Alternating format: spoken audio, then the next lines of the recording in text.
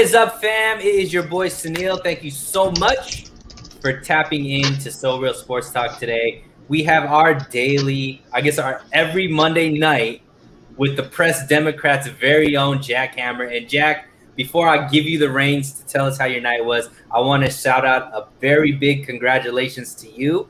You crossed the 1,000 follower mark on YouTube, which is a huge accomplishment, man. Congratulations on that. You can finally get monetized, my friend. Yeah, thank you very much. It was a long time coming. My goal was to have it by by week 1 of the season, so we definitely hit that a little bit earlier, and it's really in the last about 2 weeks it's really taken off. So it's been fun to watch it grow.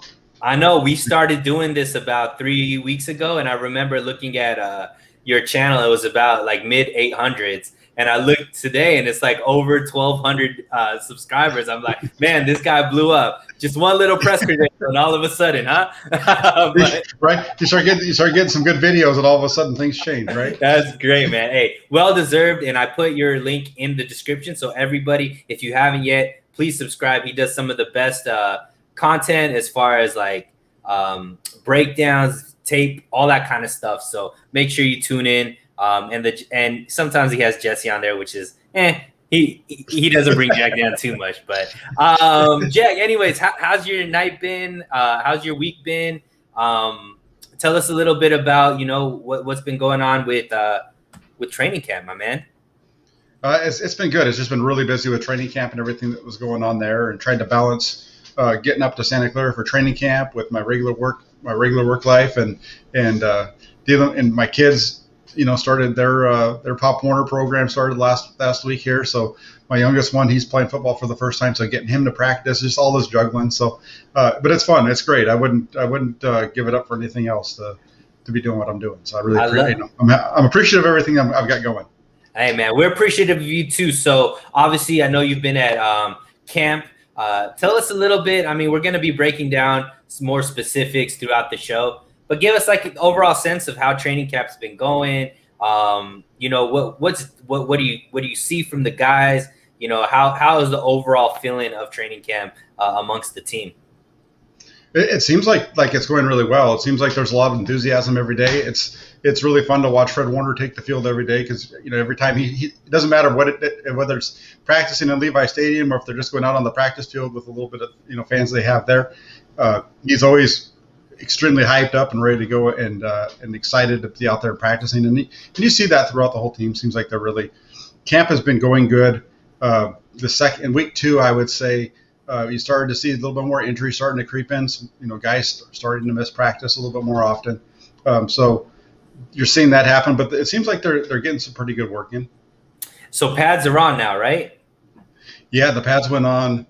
Tuesday was the first padded practice. Yes. Nice. So we obviously first week we did a lot of projection, but can't really buy into it too much because pads aren't on. So now pads are on, so we could get a little bit of a better sense of, some of the things that are going on. So I wanted to go through some specifics with you. Let's start off, with the defensive line. A lot is expected of this defensive line. A lot of people were brought in to give us a lot of depth at the line. We obviously have the 2 bookends with Bosa and D Ford, who seem to probably be on more of a pitch count. So I'm assuming we haven't seen too much of them. But I know you've been high on the defensive line, saying that these guys have really were kind of like the shining star in the first week. Now with pads on, what is the defensive line looking like? They're still looking really, really good. I mean, the defensive line is probably one of the deepest spots on the entire roster. And so even when some of the starters aren't in there, you don't see much of a drop off. It stays pretty steady. In Tuesday's practice, the offense came out and was pretty run heavy in the beginning of that practice, and the defensive line definitely stood up and was very strong. Did a very good job of stopping them in the run game, and they're putting a lot of pressure on the quarterback as well. That makes sense. The defense is usually going to win early on in these camps, especially when the pads first go on, even when they're just at the beginning when they just have the helmets on. But when she started, even the beginning of pads, the defenses can play a little bit faster. There's a little bit more communication that takes place on the offensive side. So it usually takes them a couple of weeks to catch up to the defense. Is there That's any? what we're seeing. I'm sorry. Keep going. No, I'm done. I apologize. So, are you seeing anything surprising? Is there anybody that's like standing out that you didn't expect to stand out? Well, Contavious Street, like I mentioned him, I think last week, but he's a guy that every time he's still playing, he's doing very well in camp. He's definitely going to be on there on the roster, I think, as a rotational piece on the inside. And Kevin Givens, DJ Jones, those guys in the middle are all doing a really good job of clogging up the middle, putting some pressure on there.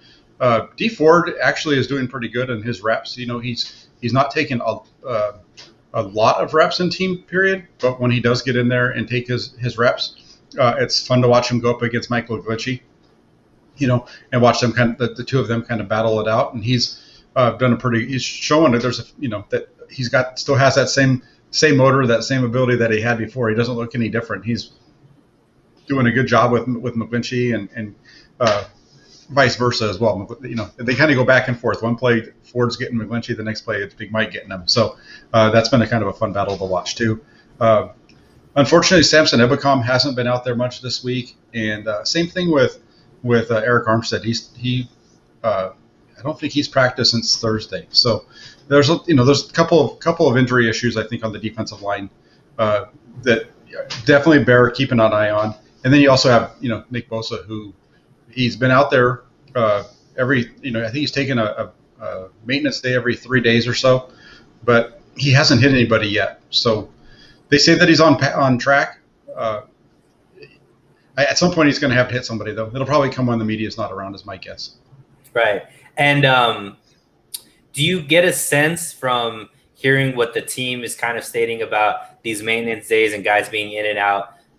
Is there a sense that maybe the team is being a little more conservative this time around with training camp, seeing how the last few years really been decimated by injuries? Or is this kind of just normal stuff that you're seeing? Or do you really think that these guys are severely injured? I don't think there's too much as far as severe injuries. I think there might be, I think it was on Armstead they were talking about his groin, and they weren't really specific about that. So that would be something to maybe keep an eye on there. At Ebicom, with his injuries, there wasn't a whole lot of word there either. So both of those guys have now missed 3 days in a row, as far as I'm aware, and that's something to definitely keep an eye on with those two. Now, some of the stuff that we've been kind of excited about with the defensive line is some of the new additions. I know you've brought up a lot of the guys that were, carryovers from last season or brought back, for one more, the Arden Keys, the Hursts. Obviously, we haven't seen Ebicom, but are any of these guys standing out, showing like they're going to be real productive players for the team this year? Keegan was getting quite a bit of reps on Friday when I was there, and he looked pretty good. He was getting his pressure as well. That's one of the things when you I know we're focused on defensive line, but when you start looking at like quarterback stats and things out of these training camps, and we're going to talk quarterbacks in a little bit, but there's times when these guys are going to have sacks where the quarterback's still getting the ball off because you can see them letting up instead of just running through Jimmy Garoppolo. D-Force laying off of him and things like that, and same thing with DJ Jones. So it's hard to really get too far, but Keys looked good. Versus looked okay. But as far as he looks more of a run guy. I haven't really seen him do a whole lot in terms of the pass rush. Same thing with Zach Kerr. So it seems like right now to this point, the majority of the pass rush that's being generated is coming from the guys that were on the roster last year, especially with Ebicom not in practice. And but Key is doing a good job. Now, you being a big all 22 guy, you being with the keen eye, breaking down tape and things like that. Are there any new wrinkles that you're seeing as far as this defensive line, or is there anything that you're either surprised about in either a positive or a negative way looking at this defensive line compared to last season? There's a lot more versatility and within it, and some of the packages that you've seen have a lot more speed. Let's just put it that way. I don't know about how far in depth I can get with without getting in trouble, but there's some situations where they definitely have a lot more speed on the field than what we might be used to. Okay. And I've kind of mentioned a few times as far as think about a situation where you can have Simpson Ebicom on one side and D Ford on the other. that kind of gives you an idea of some of what I think we're going to be seeing this year. Is that kind of a speed off of the edges from both sides.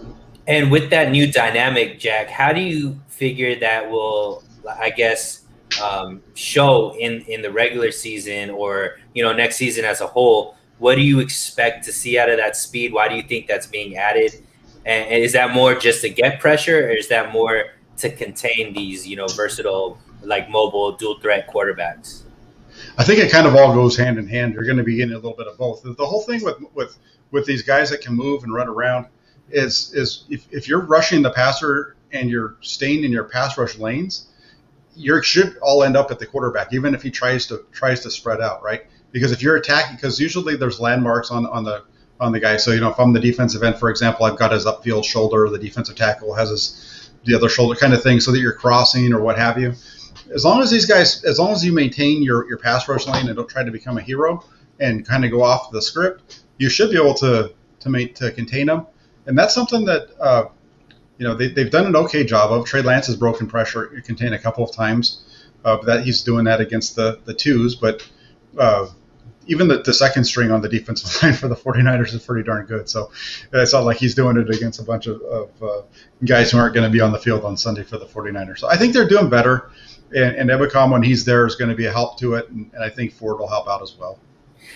Obviously, this is way too early to really make a educated choice on this, but I'm gonna ask anyways, Jack. Do you see, compared to last year, are you seeing an upgraded defensive line? Oh yeah. No, that's one of yes. This defensive line looks amazing.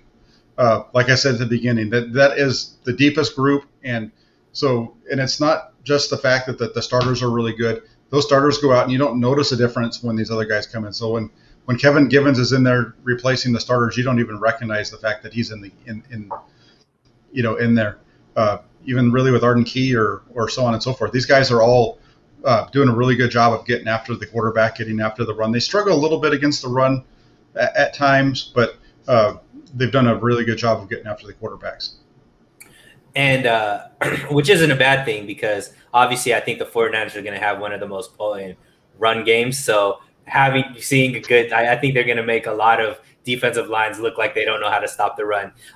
Can we get into a little bit specifics? There's one player that we're all hoping will have a breakout season this year, and that's Javon Kinlaw. I did see some tweets from, I forget who it was, but some positive stuff coming out about Kinlaw. Obviously, he's nursing an injury, but have you seen anything out of Kinlaw? What exactly is he doing during training camp right now? I haven't seen anything out of Javon Kinlaw yet that tells me he's anything different than what we saw last year. Unfortunately, to this point, he hasn't gone he didn't do any of the one-on-one drills the day that I was watching them. One day that they did those while I was there. So unfortunately, there was nothing to report there. But in the team period, he doesn't look like he's really any different than he was as a rookie. He's still dominant. He's still a big guy that can move, and he's going to be a good run stuffer. But in terms of the pass rush and being dominant, looking like he's improved in that, he's not there yet. At least it hasn't shown up.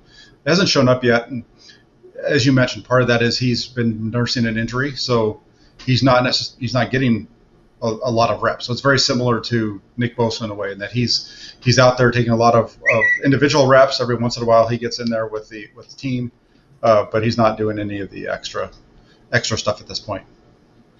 Awesome. So do you feel like the defensive line that is being put out right now, and obviously a lot of key pieces are not there, D Ford is there, but not like fully, practicing. Obviously, Nick Bosa isn't fully active. Kinlaw is kind of on a pitch count as well. But do you see this defensive line as a defensive line that's going to be more, stopping the run? Can this defensive line get back to that 2019 level where they're pressuring the quarterback, getting sacks, things of that nature? Do you see that potential out of this group? Yeah, exactly. Yes, that's when I'm getting excited and I'm saying I think this group is really good. That's kind of what I'm looking at and seeing. I think that we're seeing that kind of defense being built up, at least so far in camp, with the amount of pressure that they're putting on the quarterbacks and the way that they're getting after it. They look very similar to that unit. Are you seeing any kind of D'Amico Ryans, any kind of his touches being put on this defensive line, or is it pretty much a Kusarik type thing, business as usual? No, they're doing. There's definitely some wrinkles that are out that are taking place. As far as the personnel groupings and the way that they're employing them, where they're lining them up. So it'll be interesting to see if any of that shows up in the preseason, like on Saturday against Kansas City. But you're definitely getting, like I said, you'll see, multiple defensive ends on the field at one time. That kind of stuff that should really be able to generate some pass rush and create some confusion with the offensive line as far as who's coming and who's not and where everybody's going. Because from what I've seen, there's definitely been some creativity up front so far. That's good to see, right? That's something to be excited about. Obviously, they brought in all of these bodies for a reason. It's great to see that they're actually like utilizing the talent, and we might see something unique out of the defensive line, which we all expect to be the strength of that defense, correct? Oh yeah, definitely. And Chris Kosarik, you mentioned his name a couple of times, and he gets the most out of these guys. He's fired up from the minute practice starts till the time they run off the field. I don't know if he ever is quiet. He's always he's always coaching up his guys and teaching them up on things and getting in their face and making them better. So he's definitely a football coach that's fun to watch. Beautiful. And if Bosa and D Ford can get up to full speed, and obviously Kinlaw, and Armstead, this is all, we're just talking about the depth right now. If these stars get healthy, it's going to be a pretty unstoppable combination. Yeah, it would be very good. Cool. Well, let's move to, I guess, something that most people are most afraid about, Jack, is the secondary, right? So I guess the pervasive thinking from the 49er fans, a lot of the analysts, a lot of the people that give their opinions on, the 49ers, the secondary is the biggest question mark. A lot of that has to do with depth. A lot of that is just because there's rookies backing up, Verrett and Mosley. So can you tell us a little bit about what you're seeing out of the secondary now that pads are on? What is your overall sense of that? The secondary on Friday when Emmanuel Mosley came back looked like they were for real all of a sudden.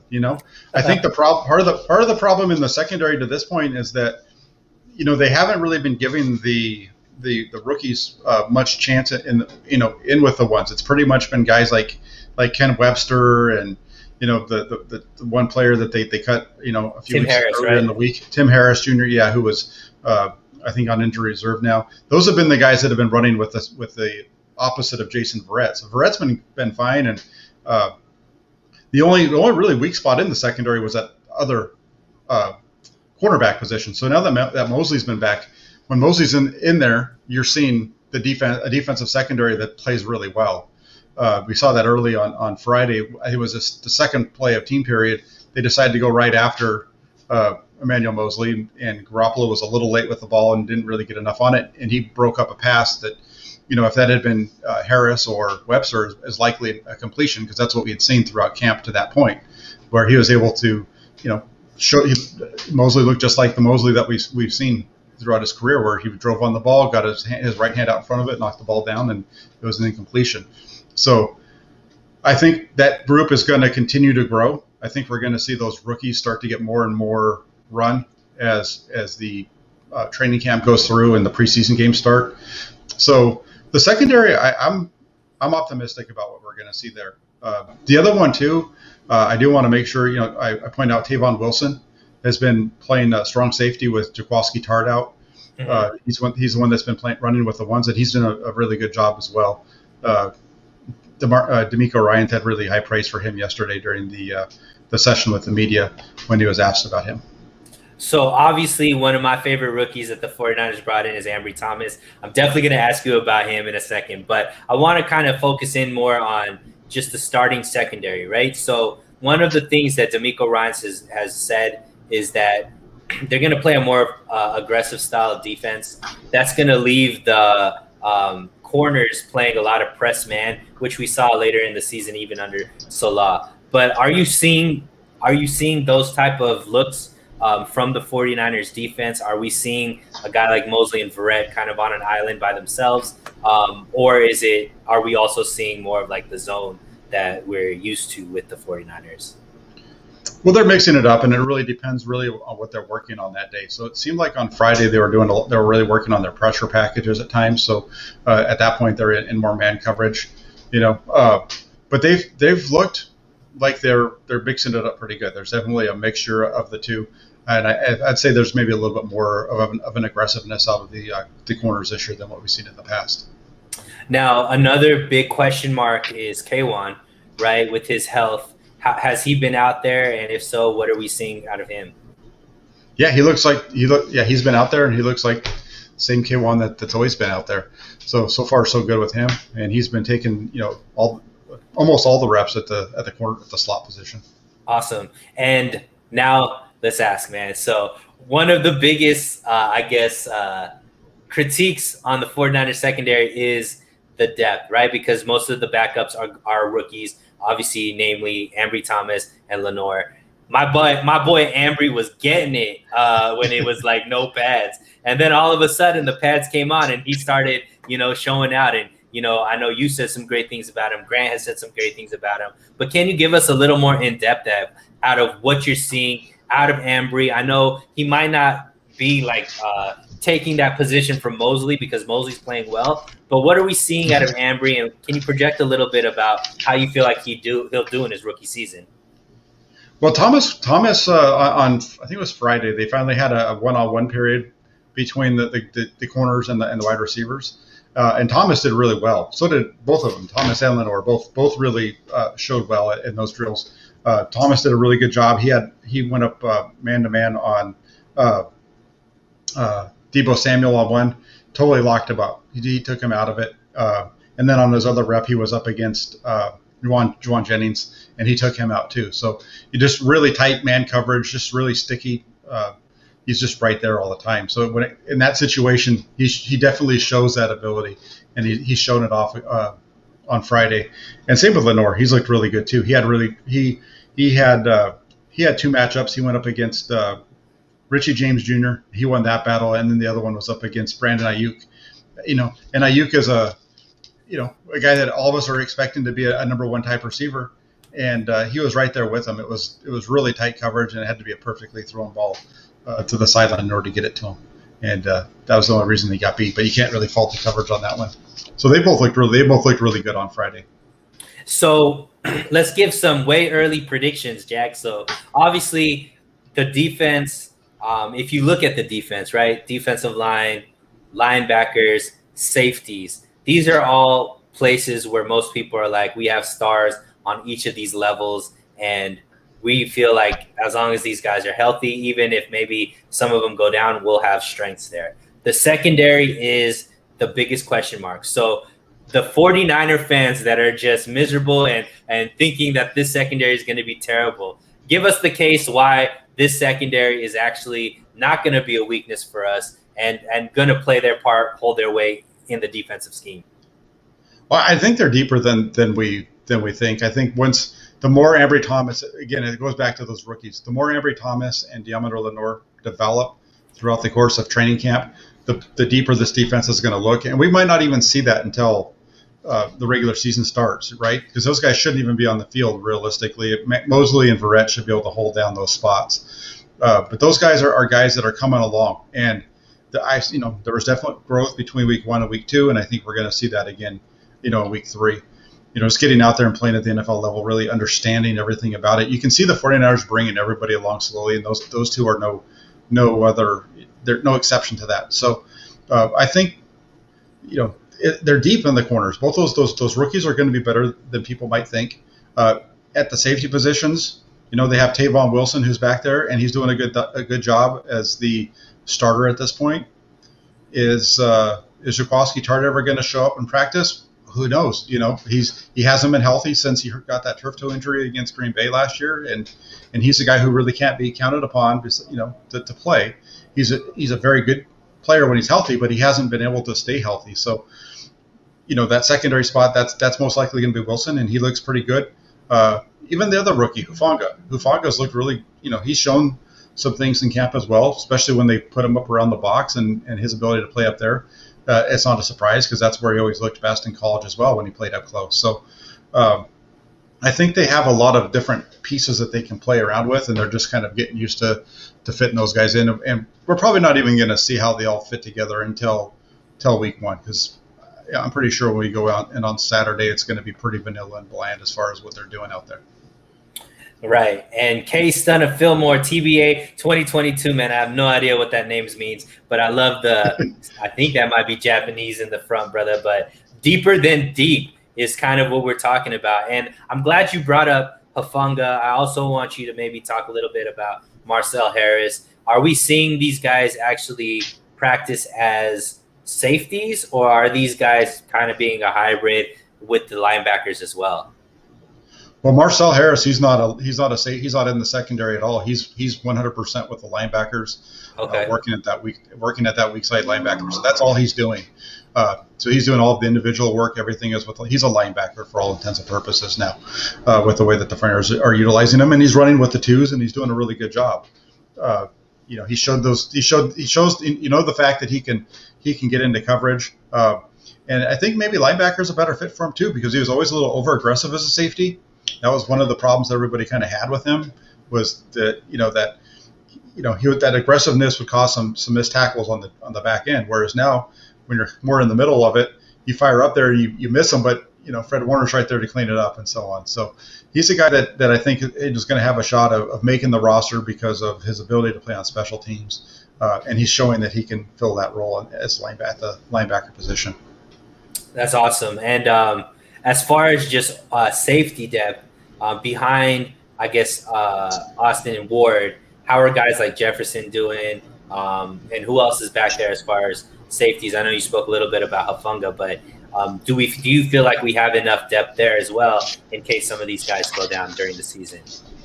Yeah, Hufanga is really the one that's been running there. The other guy that's the one that to pay attention to is Jared Maiden. He's a guy that's really come along. He's the guy that's running as the backup at strong safety, I believe, for the most part. And Tony Jefferson's running with the threes, at least from what I've seen so far. So, Maiden's a guy that was an undrafted free agent last year out of Alabama, and he looked pretty good last year in training camp, and you're seeing him kind of doing that, kind of stepping up. Heck, on Tuesday, they even had him playing cornerback for quite a bit of that practice. He was the second team, one of the second team cornerbacks. So he's a guy that has a lot of versatility that can play a lot of different areas. Awesome. And as far as like focusing back on Mosley, what are we seeing out of him? Is he looking like somebody? Because, the one thing that is definite about the NFC East is if you're a cornerback NFC West, if you're a cornerback in the NFC West, there's nowhere to hide, right? Each team has two solid receivers that could each be one wide receiver, one on their teams. So no matter who you line up against, it's going to be somebody that could beat you if you're not, dotting your I's and crossing your T's. Do we feel like, because we all pretty much know Verrett could be that guy. We've seen it, all last season. Are you seeing flashes that Mosley could be that guy on a guy like maybe Lockett if Verrett's on Metcalf, on a guy like if Verrett's on D-Hop, AJ Green, or Robert Woods if Verrett's on Cooper Kupp? Like, are you seeing him be able to kind of take over that cornerback 2 spot, which technically is cornerback 1 based off of the receiver he's going to be facing? Yeah, I think he's right now he's the second best guy on their team to do it. He's going to obviously Verrett's your top guy. So really what it's almost like is if you go back to 1994 when you had Deion Sanders on one side and then you had Eric Davis on the other side, right? And so you were able, they were able to kind of help Davis out a little bit more. They kind of rolled the coverages away from Sanders. They kind of put him over on an island. They let him do his thing, and they kind of rotated over and rolled the coverages over to Davis. That's something that the 49ers should be able to do if Verrett stays healthy throughout the season. So you're not going to see necessarily Mosley I don't think you'll see him get put on an island throughout the game. I think you'll see him get help from the secondary, and that's all because of the ability that Verrett has on the other side. And I know we didn't talk about this before, Jack, but there's another cornerback that seems to be available in a trade, the kid from Jacksonville. What you're seeing from the secondary, obviously, you know, a lot of people were talking about, you know, the corner from Miami is available, requesting a trade.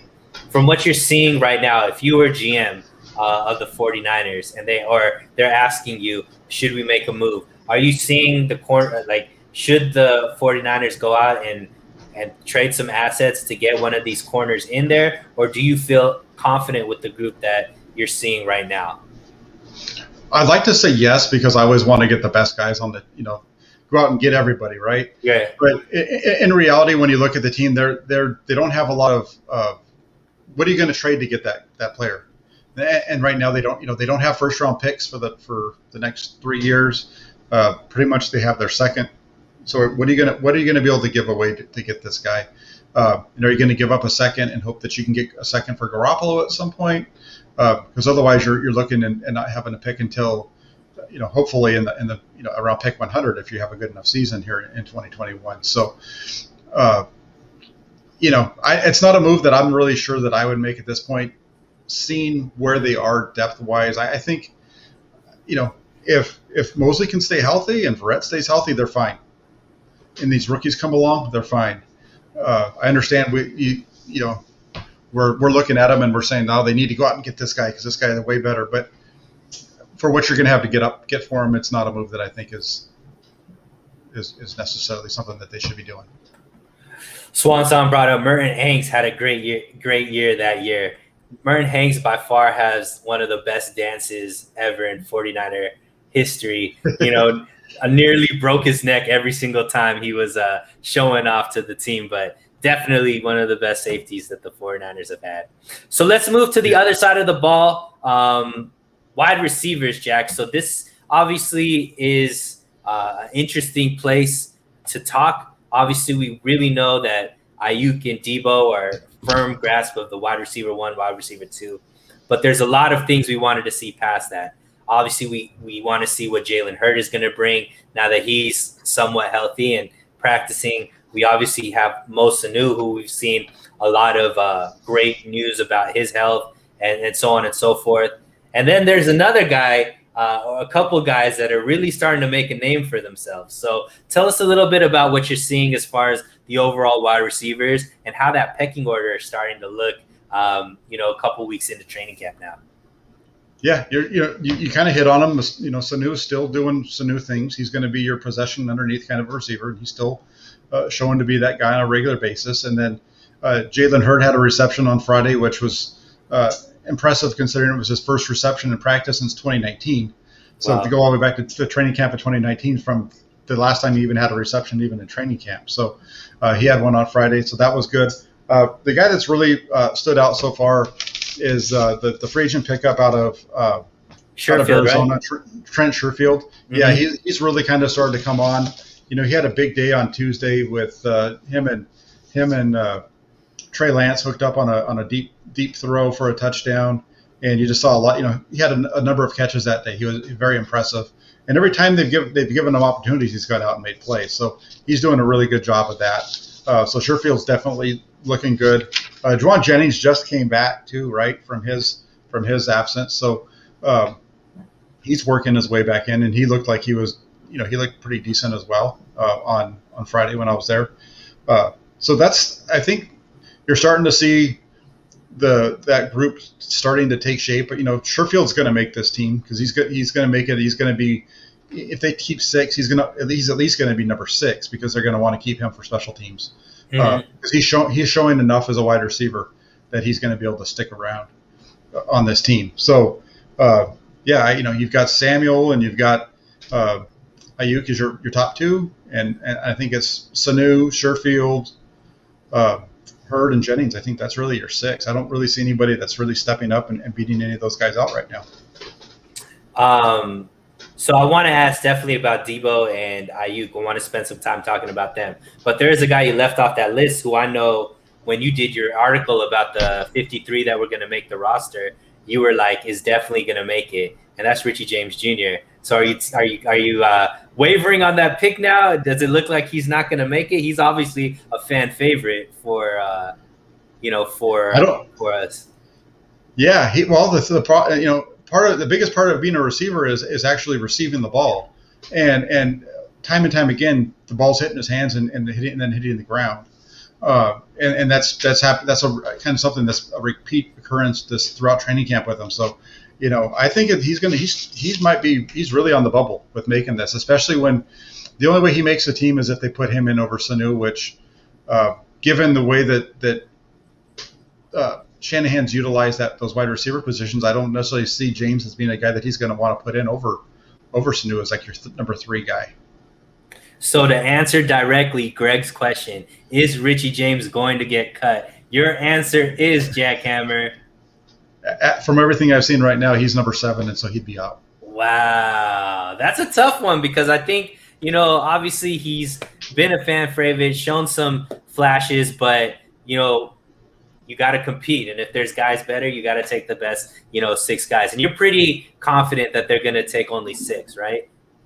Usually, once you get beyond 6, it makes it really tough everywhere else. And so if they plan on keeping 4 tight ends like they normally do, then 6 would be the most that they'd have there.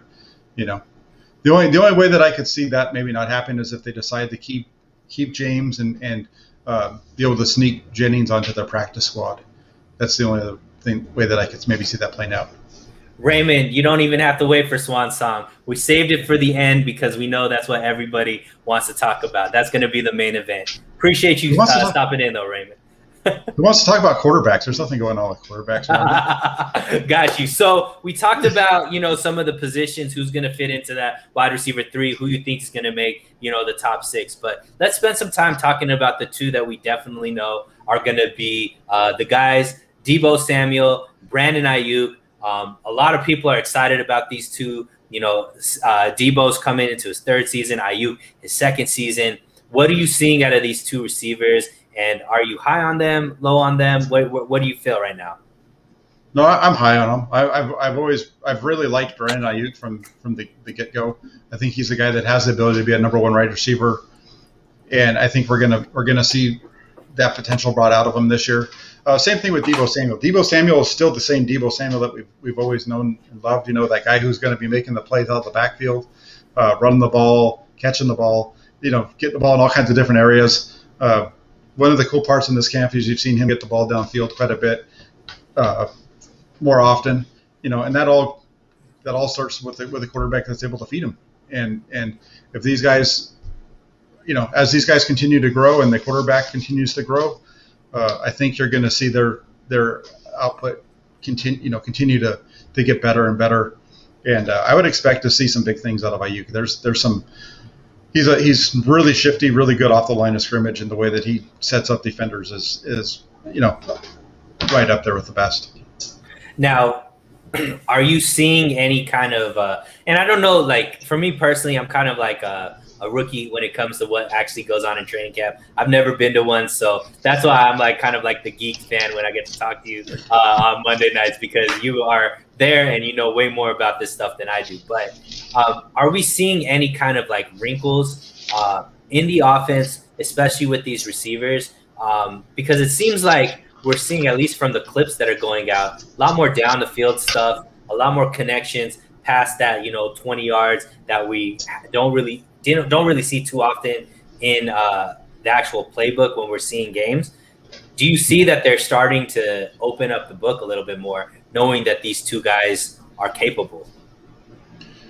Yeah, I think what's happening is there's a quarterback that's willing to throw the ball down the field, and so that's opening these guys. That's why you're seeing when you're watching these clips from camp and you're seeing the ball go down the field more when they're in team. It's because they have a quarterback that wants to push the ball down the field, right?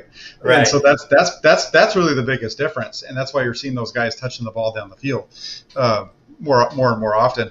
But you're going to see Deebo Samuel still be that same guy. There was some stuff that they showed on Friday that fits right in with everything you would have thought from on Tuesday as well. Everything that your mind can create of the running game with Trey Lance and Deebo Samuel, it was on display on Tuesday and Friday. Now, once again, the NFC West probably has the best group of wide receivers out of any division, I would say, just because each team is stacked. How do you see these 2 receivers competing with the Seattle receivers, Arizona receivers, and obviously the Rams receivers. Do you feel like this could be an elite group just like those other groups? Because I guess nationally they don't get as much praise as maybe the other receiving corps.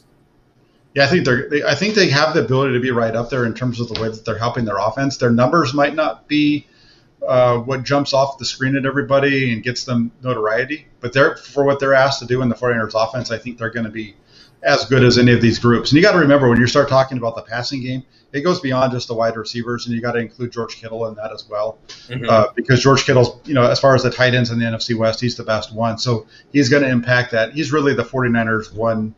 If I would say he's probably the wide receivers, the quarterback, the 49ers number one receiver is George Kittle, and then you have Brandon Aiyuk and Deebo Samuel. So from that standpoint, I think they're right there with the other teams in the league. It's just they just go about their business a little bit differently.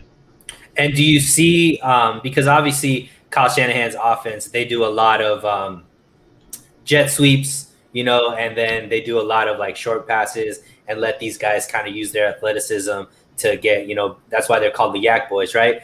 Do you see now maybe being more of the traditional quote unquote wide receivers where these guys can get some notoriety? There's obviously a debate that's going on constantly on 49er Twitter about Deebo being a glorified running back or a true wide receiver, right? And I think a lot of that really you can't put on Deebo. It's how he's being utilized and, the way like he's getting all these wow moments on these jet sweeps and through this yak. But do you see maybe this offense kind of going towards utilizing the guys as pure wide receivers, just with the technique on their route running, as well as, being able to make some big plays in the air versus on the ground?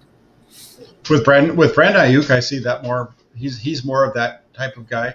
Deebo Samuel is kind of a running back / wide receiver type guy. He has the ability to run the full route tree. Don't get me wrong, but he is Ricky Watters. That's period. End of the story. That's who he is. If you go back to 1992, 93, 94, and you watch the 49ers and the way that they utilized Ricky Watters when Mike Shanahan was here, that's Deebo Samuel. Deebo Samuel is Ricky Watters, just in this day and age. Ricky Watters, but that's not a bad thing. Ricky Watters was a wide receiver at Notre Dame up until his senior year. His senior year, he became a running back out of necessity. Right. That's a guy who went from receiver to running back, and he stuck at running back. And now you've got Deebo, who he's a receiver, but don't get me wrong, he can do all the same things that Ricky Watters could do. He's built just like him. Their body types are so similar. The only difference is he's 19 instead of in the 30 numbers. Got you. So let's kind of crystallize this before we move on. So if you had to take the 6 in your way too early predictions on week 2 of training camp, who are the 6 that Kyle Shanahan ends up keeping from what you're seeing right now? Yeah, I think I said Aiyuk and Samuel are 1, 2, 3 would be Sanu. 4 is going to be Trent Sherfield. 5, Jalen Hurd. And who did I have as the 6th one? Because I think Juwan Jennings. Juwan Jennings, thank you. Yes, Juwan Jennings. Got you. Okay. So Craig Kraft is not there. Unfortunately, no. The river will run dry for the season. Yes, the river runs dry. Oh man. All right. So So let's move on. This is a group that you were, talking about. Me personally, one of my biggest takes was how much this running game needed to get better. I was somebody for all 49ers SI talking about that the 49ers needed to, before they made the move for the quarterback, I was like, maybe trade back to get a guy like Najee Harris, but definitely pick somebody within the top 3 rounds, because the running game was the biggest problem that I saw, even though most people would just focus on the quarterback play. Well, they revamped the running back room, obviously picking up Trey Sermon in the 3rd round, bringing in Gallman from the Giants, and obviously Mostert's coming back healthy. What are you seeing out of this running back room? How are these running backs looking? And tell us some updates that you've just seen overall. The running backs are one of my favorite parts of the offense. Raheem Mostert, he's looked like Raheem Mostert. He looks like that. He doesn't look like anything's changed. He hasn't missed a beat. He's that same guy. You give him a crease where he can hit the hole and he's going to explode through it. And you've seen that in training camp. Trey Sermon is a guy who started off a little bit slow, but I think part of that's because they're not in pads, and so he wasn't really impressive until they put the pads on. And even then, he wasn't. The first couple of plays that I saw of him weren't very exciting, and then they had him run off right guard one time, and he got a nice pop with a linebacker, and that's the first time you got to see that contact bounce that he runs with, where he lowers his shoulder, get that contact, and you just see him just kind of bounce off, and he doesn't really lose a step, and he just was able to keep on going. And from that point on in that practice, he stepped up and just had big run after big run after big run. So Trey Sermon is a guy who's showing everything that when I was really excited on draft night. He's showing all of that right now in camp. He's showing the ability to catch the ball in the backfield. He's showing the ability to run it. And then after that, the other guy, Elijah Mitchell, he's looked really good too. Every time that guy gets the ball in his hands, it seems like he's making plays, big plays. Almost every time he touches the ball, he's ripping off something big. And that's been consistent. That was on Tuesday in practice, the first day of pads. You saw that again on Friday to a certain extent. You saw him be able to catch the ball in the backfield. So he's looking really good. And then Gallman as well. Gallman's a guy who he's made some good runs here and there. He's a guy who I think just needs to be getting the ball in his hands more often. He's not. I don't think his best feature is the ability to come in and just get off the sideline and make a big run. I think he's a guy that's got to be in there and kind of start getting hit and kind of pounding his way through it. And I think that's where his biggest attributes come into play. So and Hasty's at the end. So I think in 2019, obviously the 49er rushing attack was ranked the second, right? They average about 141 yards per game, right behind Baltimore. And there was really a three-headed monster with Coleman kind of being the every down back, and then having guys like Matt Breida, Raheem Mostert come in spot duty and kind of gash the defense for those long yards. I think every single one of them averaged over 3.5 yards per carry that season. But seeing how these guys are playing, and once again, I'm prefacing all of this by this is way too early to make these kind of predictions. But knowing that that's kind of what Shanahan likes running, the three-headed monster, who are you seeing as far as in those positions? And let's say, who do you feel like is the 2021 version of the 2019 Coleman? Who's going to be the 2021 version of Breida, and who's the 2021 version of Mostert? Well, the Coleman back is going to be Trey Sermon. He's the power guy, so that's partly I think why he's running so much already with the ones, because he's going to be expected to be the tough inside kind of the tough runner, right? He's going to be the one that's going to be grinding it out. Mm-hmm. And Mostert's going to be Mostert, right? He's going to still be the Mostert. He's still going to be that character. But then the one that's interesting is the third one, and I think by the time the season rolls around, I have a feeling that Elijah Mitchell's going to show himself to be the guy that's the most maybe like the Matt Breida back, that other explosive back, because he's just a guy who, again, almost every time they give him the ball, it's between the tackles, but he's popping plays, and you can see his vision for those where he's able to get through the line and really weave his way through. He's able to bounce off guys, and he's not tall, right? So but he's big, but he's not really tall. So he runs with a low center of gravity, and I think we're gonna see him probably be the number 3 guy with Gallman as your 4th. Wow. So obviously Elijah Mitchell was kind of like a surprise pick, right? I think a lot of people thought they were going to use that pick to maybe get a receiver, but they ended up taking another running back. And now you're saying he could be, one of the main guys utilized. That would be a steal of a pick, wouldn't you say, if he could come out and be as productive in his rookie season as you're kind of saying he might be able to be? Yeah, no, it definitely would be. It would be a definite steal, at that 6th spot in the 6th round there, to be able to get what you expect for that third running back in the 49ers offense, what you expect them to be able to produce. So one thing that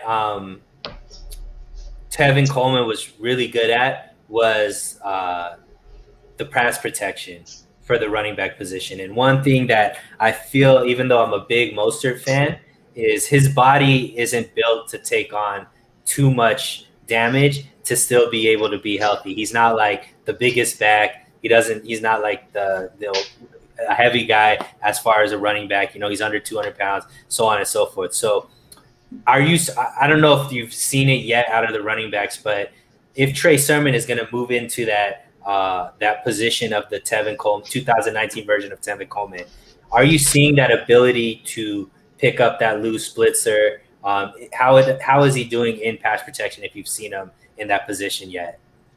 Are you talking about Are you talking about Trey Sermon? If Sermon, yeah. He's that's a kind of a work in progress. It's not something he was asked to do a lot of at Ohio State, but he's definitely working towards that. You're seeing him be able to step in and do a good job there. It seems like a lot of times when he's in the game, they're either giving to him on a run or he's going out on a pass. So he's not really being asked to stay in very much during the team drills, at least with what I've seen so far. Who's kind of carrying the load right now in training camp in that position? It's mostly Mostert. Really? So he's the one that's in there on third down during like when they're rushing, just straight out rushing the quarterback. Yeah, from what I can recall. Interesting. Okay, cool. So it looks like this running back core is going to be pretty rookie centric, right? It's Mostert and a couple of rookies. Is that what you're kind of predicting at this point? That's what it looks like. Those are the top three as far as when you watch them in camp. It seems like that's pretty much kind of the rotation in the way that they're getting into the flow of things. Okay, and so on your 53-man roster, how many running backs were the 49ers adding or taking? They had 5. They had the four halfbacks plus Juszczyk. So who doesn't make the team that are people that people may have thought would make the team? I don't think there's anybody because I'm not sure how many people think Jermichael Hasty was going to beat any of those guys out. I don't know if anybody really thought that. He's they only have I think they have 5 halfbacks in camp, so he'd be the odd man out. He can end up on the practice squad. Plus, they're going to get Jeff Wilson Jr. back at some point in the middle of the season too, so it'll be interesting to see how they manage that. Josh Hawkins, a guy that's done a really good job in camp as well. He's the fullback out of Fresno State. He's not going to supplant Kyle Juszczyk this season, but he's done a really good job through camp. I know that Kyle Shanahan's really looking to try to get him in quite a bit during the preseason. You mentioned that you think it was yesterday, as far as wanting to get him into the game quite a bit and watch him go. Because he's definitely been doing a good job as a receiver out of the backfield, and he's been doing a decent job run blocking as well. So your prediction, way too early prediction at this point, Mostert 1, Sermon 2, Mitchell 3, Gallman 4, and then obviously Juszczyk will be that 5th guy that they bring in. Yeah. Yep, okay. That's it. Cool.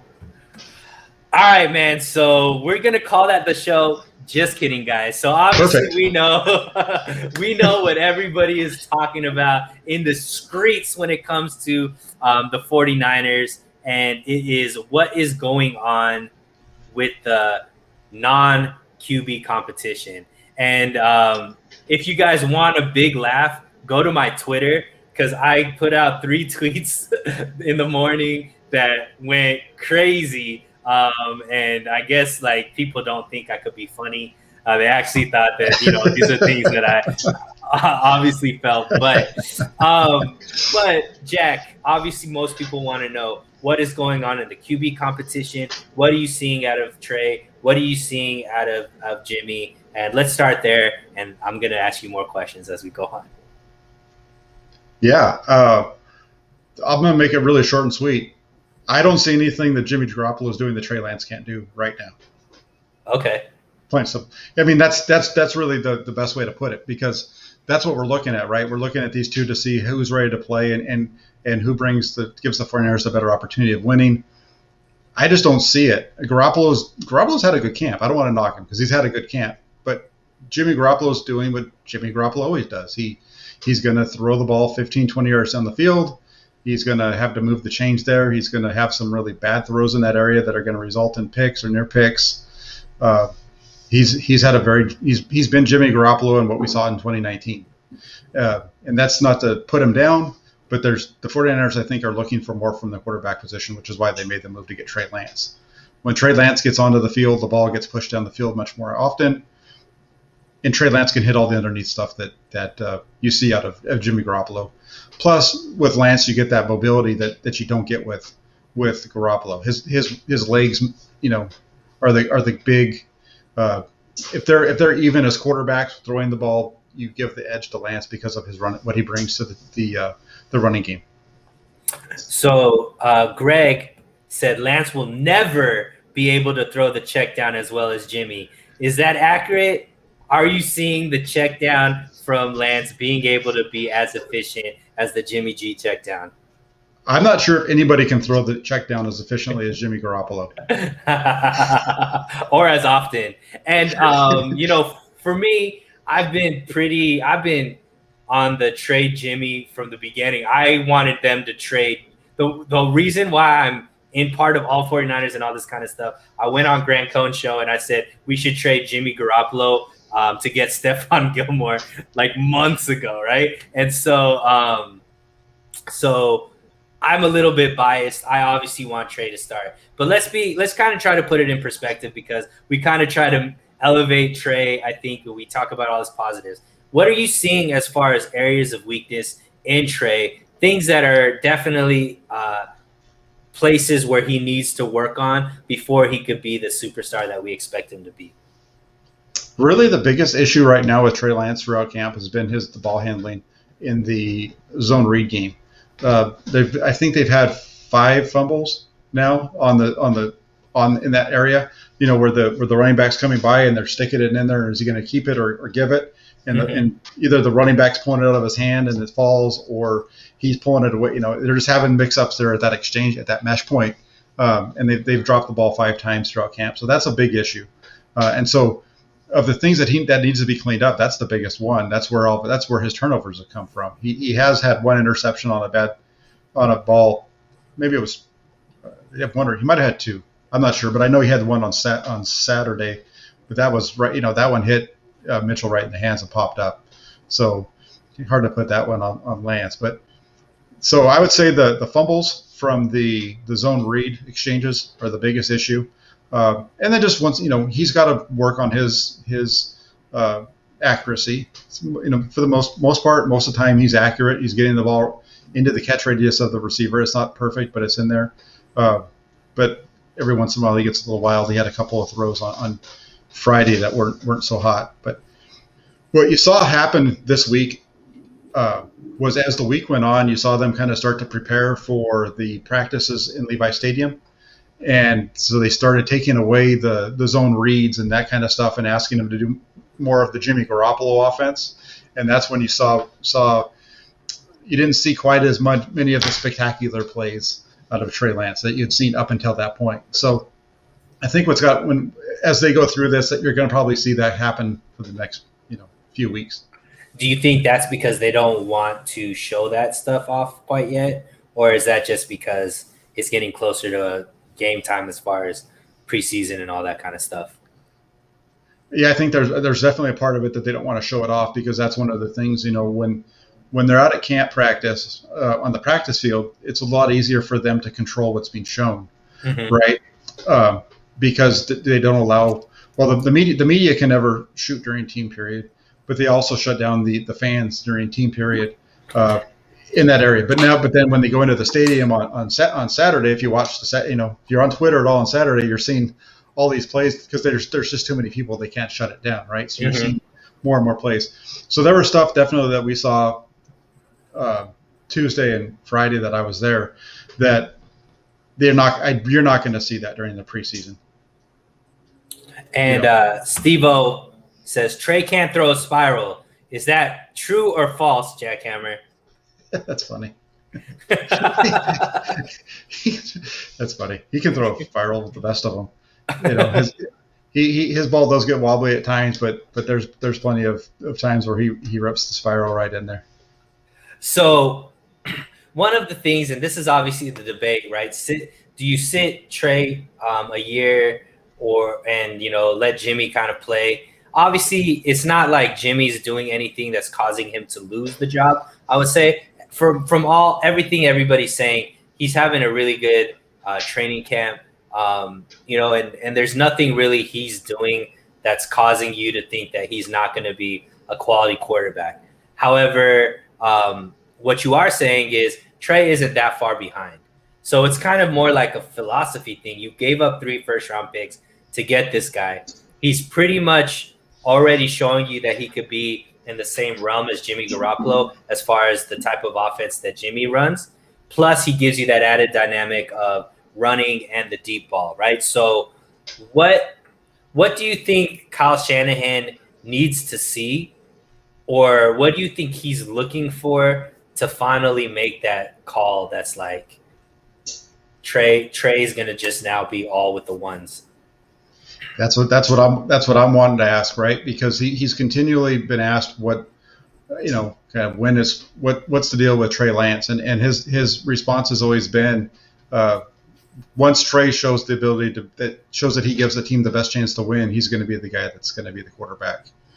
So that's an answer, but not an answer. Right. Right. And so there's definitely a question to be asked there to Kyle Shanahan. I've written it down. I'm not going to share it now because I don't want him to get the answer ahead of time. No, but go back and kind of look through the press conferences that he's had. I think it was August 1st. He was asked about Trey Lance taking reps with ones, and his response was, that hasn't been a thought. I don't have any, the thought of Trey taking reps with the ones hasn't even occurred to me. August 2nd, Trey Lance goes out in practice and takes a rep with the ones. They ask him about it and afterwards, and no, that was a play that was just, we wanted to get our first team offensive line, a rep on that play, and that's a play that only Trey Lance is going to run, so that's why Trey was in there. So that right there, he kind of told you that Trey Lance is going to be running some plays with the ones, because why else would you want to get your backup quarterback specifically in a practice on August 2nd with your ones for a running play that he's the only quarterback on your roster that you're going to play with, right? Yeah. And then that progressed to this week where he said that Trey is going to play this year, and he said it's going to be in situations that he's going to play. So there's been a progression there, and that progresses from draft night when Shanahan says there's not going to be any competition, he's not going to play, or he's not, we're not going to put any pressure on him till at the end of OTAs. The question gets asked, are you going to let him play? And that's up to Trey. So this has been evolving and it's growing. Everybody that's had a chance to really sit down with Kyle Shanahan, because outside of the local press, actually sit down with him behind the scenes, all basically are saying that he's extremely high on what Trey Lance is bringing to the table. And I think that, if he can go out there, if Trey Lance goes out there and blows people away on Saturday and then the following Sunday and the Sunday after that, he could be the starter in week 1. Excellent. Niner by Nature, 88, one of the greatest handles ever. Niner by Nature, I like that name. Let's make history with the Rook. I agree, Niner by Nature. And Robert has a question for us. Do you think that Shanny is hyping Garoppolo to trade him before the season starts? What is your take on that? Well, he's hyping him up to trade him. I don't know if he's hyping him up because they're going to trade him before the season starts, but they're definitely trying to hype him up. And really, I've said this for a while now in some articles and just my thinking. If you're going to play Trey Lance and you want Trey Lance to be the guy and you're expecting him to be the guy this year, doesn't it make more sense to trade Garoppolo as soon as you can before the rookie beats him out? Right. So, probably is my answer to that. Yeah, I bet you that's if he feels that that Lance is capable of winning and being the guy, then yeah, he's probably trying to hype him up and pump him up like we've been hearing so much about, and then dump him. Yeah, and I mean, I was really early on when we made the trade to move up to 3. I went on Grant's show and I said we will never hear another bad word about Jimmy Garoppolo out of Kyle Shanahan's mouth, because that already started the stopwatch as far as when Jimmy was going to get traded. But here's my question to you, because you understand the cap a lot better than I do. There comes a point where getting Jimmy Garoppolo off of your books doesn't help you financially. Am I wrong in saying that? Like, when does this trade have to happen, or being cut have to happen before they're on the hook for the money? I think they can cut him. I'm not sure of what the point. I'm not sure about that point, to be honest with you. But I think that they could cut him all the way up to the start of the season. I think maybe once the season starts, maybe it becomes more locked in, or at least it's what happens is, some of his salary. As they're paying him along the way. Let's say they trade him and say like week 8, right, or whatever the trade deadline is, week 6, maybe it is. If they trade him week 6, and they'd have paid him that, for that time period. So I think that might change his cap savings number a little bit. Got you. So this is like a fluid situation. It's not like they have to get rid. There's a certain point where you might as well keep them, type of thing. I don't think so. I don't know that answer for certain, but I don't think so. I think we need to look into that, because there was somebody that, I don't know if he was trolling me on Twitter, or on my YouTube channel. He basically like, you guys don't understand the way the contract works. Like, at a certain point, trading Jimmy, you're actually got to pay the salary anyways. So I need to figure out what that date is too, because, I think Steve put up cut by week 1 cost is 2.4 dead mil, or 2.4 mil dead money, which obviously is nothing, but I don't know after that what it becomes, right? That's what I'm saying. I'm not sure how it plays out after that. I know that his contract isn't guaranteed. So, and it doesn't get – the only way that Garoppolo's any of Garoppolo's contract gets guaranteed is if they play him and he gets hurt. If he goes out and plays – That's what Niner by Nature said. What if Jimmy gets hurt? Doesn't that make his contract guaranteed for 2021, 2022? That is accurate, which is why I don't think Jimmy G plays at all for the 49ers, because it is way, way too expensive if he gets hurt, which we know is very possible. What do you think about that, Jack? No, I've been right there with you on that thought. That's a part of the reason why. I think that's part of the reason why we didn't see him at the end of last year, even though I think he was healthy enough to play. And I think it's part of the reason why they're looking to try to get rid of him before he starts the season. I understand what they're saying, but there's enough things that they're saying to show the other side of that as well. And if you're conspiratorial like I am, you're always reading between the lines, trying to see like the underlying message of what's going on. Which is why we over here making the big bucks doing what we do, right? So, which is absolutely nothing, right? Niner by Nature, just subscribe. Thank you so much. I am humbled. I promise to keep continuing, give you as much content as possible. Please, Jack's channel is in the description. He is well over 1,000, over 1,200 subscribers. Jack is newly hired at the Press Democrat. He has credentials. He is putting up content every single week, like clockwork, which is something he hadn't been doing in the past. So I love seeing it. So definitely subscribe to Jack. Jack, any articles for the Press Democrat that we could look forward to this week? Yeah, just keep your eye out, because there'll be a camp report every day, and then Friday I'll have my kind of what to look for in the game on Saturday, and then there'll be something after the game Saturday night, and a couple different things there. That's kind of where I am right now. There was an article that came out today featuring Jaquiski Tart and that whole situation with the safety with him and Tavon Wilson, and then I talked a little bit yesterday about Trey Lance and kind of how history shows that the 49ers should go with Trey Lance. My comp for Trey Lance, I've gone back and forth on this. My comp for Trey Lance is Ben Roethlisberger. Hey, if he could get 2 Super Bowls like Big Ben did, Ben had one of the best rookie seasons, and obviously won a Super Bowl, I think, in his second year with the team. That would be amazing if we could have a Ben Roethlisberger type, career out of Trey Lance with the 49ers. I think all of us would be extremely happy, minus all the off the field stuff, obviously. But yeah, Jack, anything else you want to leave the guys with? No, that's just just keep an eye on Sunil's channel. If you're not already subscribed to him, make sure you do, because this guy does a heck of a job. That's why I come on here, because he's a much better interviewer than I am when it comes to these shows. So I like to come on here and he makes me look good. Hey, it's not that hard to make you look good, Jack. But guys, thank you so much for tuning in.